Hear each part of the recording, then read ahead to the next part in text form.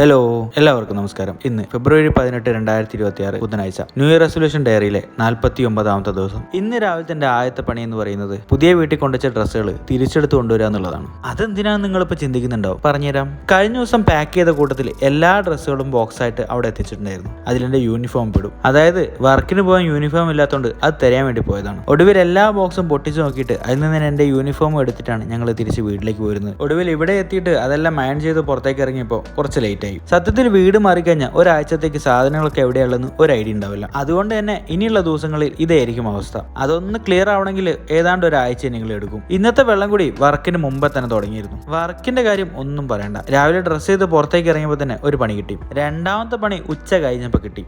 ഇവിടെ നിന്ന് ഉച്ചഭക്ഷണത്തിന് കയറിയ സ്ഥലമാണ്. പണ്ട് മധുരയിലേക്ക് ഒരു ട്രിപ്പ് അടിച്ചിരുന്നു. ആ സമയത്ത് ഫുഡ് കഴിച്ച സ്ഥലമാണ്. ആ ഓർമ്മയ്ക്കൊന്ന് കയറിയതാണ്. പക്ഷെ അന്നത്തെ ബ്രേക്ക്ഫാസ്റ്റ് പോലെയല്ല, ഉച്ചഭക്ഷണം വളരെ മോശം. സത്യം പറഞ്ഞാൽ ഞാൻ മലപ്പുറത്ത് വന്ന വെജ് കഴിക്കാറില്ല. പക്ഷെ ഇതെന്റെ കൂടെ ഉള്ള ആൾക്ക് വേണ്ടി കഴിച്ചതാണ്. ഭക്ഷണത്തിനേക്കാൾ മോശമായിരുന്നു അവിടുത്തെ സർവീസ്. ഒടുവിൽ ഉച്ചഭക്ഷണം കഴിഞ്ഞു ഞങ്ങളെ വർക്ക് കണ്ടിന്യൂ ചെയ്തു. വർക്ക് ഏതാണ്ട് ഫിനിഷ് ചെയ്യാറായപ്പോൾ ഞങ്ങൾ ഒരു ചായ കുടിക്കാൻ കയറി. കൂടെയുള്ള ആൾ വെജിറ്റേറിയൻ ആണെന്ന് മാത്രമല്ല, ഇപ്പൊ എണ്ണക്കടികളും സ്റ്റോപ്പ് ചെയ്തിരിക്കുകയാണ്. അതുകൊണ്ട് എനിക്ക് മാത്രമേ ഭക്ഷണം കഴിക്കാൻ പറ്റുള്ളൂ. അങ്ങനെ ഒടുവിൽ ഇന്നത്തെ വർക്കെല്ലാം ഫിനിഷ് ചെയ്ത് ഞങ്ങൾ തിരിച്ച് കോഴിക്കോട് വരുമ്പോഴാണ് പെട്രോൾ തീരുന്നത്. അവനെപ്പോലെ തന്നെ എനിക്കും വെള്ളം ദാഹം വന്നപ്പോൾ ഞാൻ രണ്ടാമത്തെ കുപ്പിയും തീർത്തു. അവിടുന്ന് പോരുമ്പോൾ നല്ല വെളിച്ചുണ്ടായിരുന്നെങ്കിലും ഇങ്ങോട്ട് എത്തിയപ്പോൾ ഇരുട്ട് വ്യാപിച്ചിരുന്നു. പക്ഷെ ആ ഇരുട്ടത്താണ് നമ്മുടെ ഫറോക്ക് പാലം കാണാൻ ഒരു പ്രത്യേക ഭംഗി. കോഴിക്കോട് തിരിച്ചെത്തിയിട്ട് സാറിനെ റൂമിലാക്കാൻ പോകുമ്പോഴാണ് ഇന്നലെ കത്തിപ്പോയ ജയലക്ഷ്മിയുടെ ഭാഗങ്ങൾ കാണുന്നത്. സംഭവം വാർത്തകളിൽ കേട്ടിട്ടെങ്കിലും ഒരു വിഷ്വൽ പോലും ഞാൻ കണ്ടിട്ടുണ്ടായിരുന്നില്ല. ഒടുവിൽ സാറിനെ ഞാൻ റൂമിൽ ഡ്രോപ്പ് ചെയ്തിട്ട് മറ്റൊരു കാര്യത്തിന് വേണ്ടി ഇറങ്ങി. കഴിഞ്ഞ കുറച്ച് ദിവസങ്ങളായിട്ടുള്ള ഭാരം പേറിലും ഇന്നത്തെ ലോങ് ഡ്രൈവ് ഒക്കെ കൂടി ആയപ്പോൾ ഊര ചെറുതായിട്ടൊന്ന് ഉളുക്കി. അതുകൊണ്ട് അവിടുന്ന് അങ്ങോട്ട് വാവയാണ് വണ്ടി എടുത്തത്. അപ്പോൾ ഒക്കെ പറഞ്ഞ പോലെ ബാക്കി നാളെ കാണാം.